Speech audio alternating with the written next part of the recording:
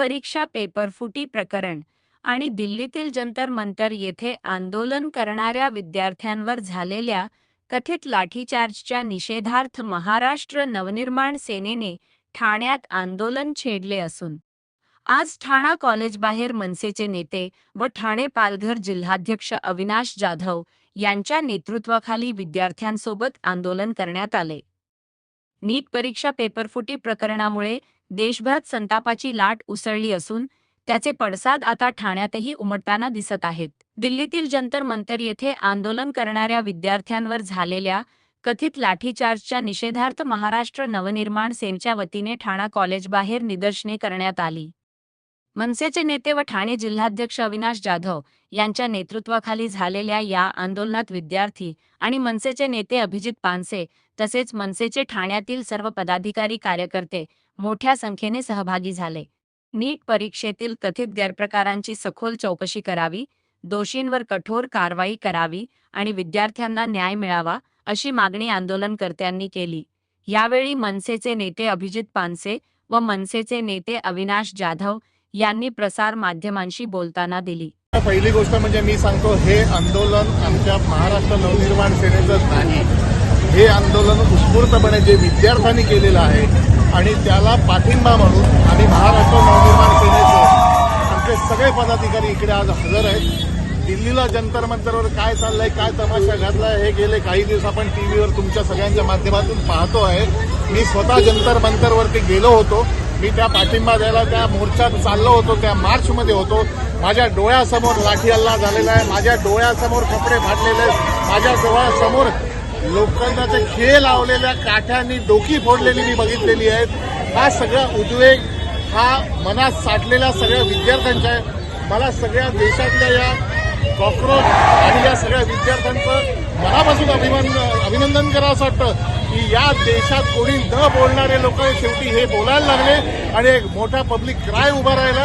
धर्मेंद्र प्रधाननी राजीनामा द्यायला पाहिजे, ते आहेच हो, पण माझं सगळ्या विद्यार्थ्यांना आणि पालकांना त्यांच्या एक विनंती आहे की हा आवाज दबू देऊ नका, आम्ही तो दबू देणार नाही। काही स्टुडंटने सांगतात नेपाळ बांगलादेश सारखं आपल्याकडे होणार आहे का असं वाटतं? नेपाळ आणि बांगलादेशमध्ये काय झालं आणि कसं झालं, काय झालं याच्या मागे जाण्याची गरज नाही।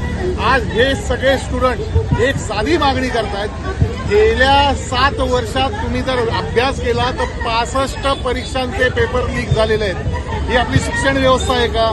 माझं म्हणणं आहे की आता 2 पार्ट्या पडल्यात। एक फक्त म्हणतात की असं आहे तसं आहे, पैसे घेतले, अमुक घेतले। माझं सिंपल साधं म्हणणं आहे, ज्या पोरांचं भवितव्य टांगणीला लागलं आहे त्यासाठी त्याची जबाबदारी घेऊन एका शिक्षण मंत्र्यांनी जर राजीनामा दिला असता तर एवढं घडलं नसतं। मला असं वाटतं ही क्रांतिकारक मुलं ही जी काही पुढे आलेली आहेत त्यांना आमचा पूर्ण पाठिंबा आहे। जंतरमध्ये दीपक केतकी ते बरोबर फक्त स्टुडंट होते, आता पॉलिटिशियन आले आहे, आता सत्ता पक्षवाले म्हणतात। अरे काय हरकत आहे? एक देशाच्या विद्यार्थ्यांच्या तरुणांचं भवितव्य जर याच्याविषयी कोण भांडत असेल तर त्याच्या मागे विरोधी पक्ष काय? मी तर भाजपच्या लोकांना पण म्हणतो, जे पालक आहेत मी त्यांना सुद्धा म्हणतो की त्यांचे मुलं स्टुडंट्स आहेत, त्यांनी सुद्धा याच्यात सहभागी व्हायला पाहिजे आणि धर्मेंद्र प्रधान यांचा राजीनामा त्वरित घेतला पाहिजे। की आज ठाण्यामध्ये आम्ही हा विद्यार्थ्यांचं आंदोलन ठेवलेलं आहे। प्रचंड मोठ्या प्रमाणात ठाण्यातले तरुण विद्यार्थी इथे पोहोचलेले आहेत आणि मला असं वाटतं की एक वेळ होती की हे विद्यार्थी भारतीय जनता पक्षाचं, मोदींचं सोशल मीडियावर प्रचार करायचे, परंतु आज एवढा तिरस्कार मोदींच्या बाबतीत या मुलांच्या मनात आहे की लहान लहान मुलं 17, 16, 18 वर्षाची मुलं येऊन काहीही बोलतायत। तर मला असं वाटतं ही त्यांची चीड आहे आणि ज्या पद्धतीने हे जर आवाज मागे ऐकलात तर तुम्हाला कळेल की या मुलांमध्ये काय चीड आहे। हे प्रत्येक कॉलेजच्या बाहेर चालू आहे, म्हणजे हे फक्त ठाणा कॉलेजच्या बाहेर नाही, तुम्ही जर बाकी इतर ठाण्यातल्या कॉलेजमध्ये गेलात तर तिथली ही परिस्थिती आहे। मुलांचे आई वडील, विद्यार्थी हे सगळेच आता या आंदोलनामध्ये जॉईन झालेले आहेत। मी खात्रीने सांगतो, जर लवकरात लवकर धर्मेंद्र प्रधानांच्या निलंबनाच्या बाबतीमध्ये किंवा राजीनाम्याच्या बाबतीत निर्णय झाला नाही तर या देशातलं सरकारही पडेल अशी परिस्थिती या देशात उद्भवली जाईल। आज सन्माननीय राजसाहेबांनी आणि उद्धव साहेबांनी देखील 26 तारखेला मोर्चा जाहीर केलेला आहे विद्यार्थ्यांसाठी।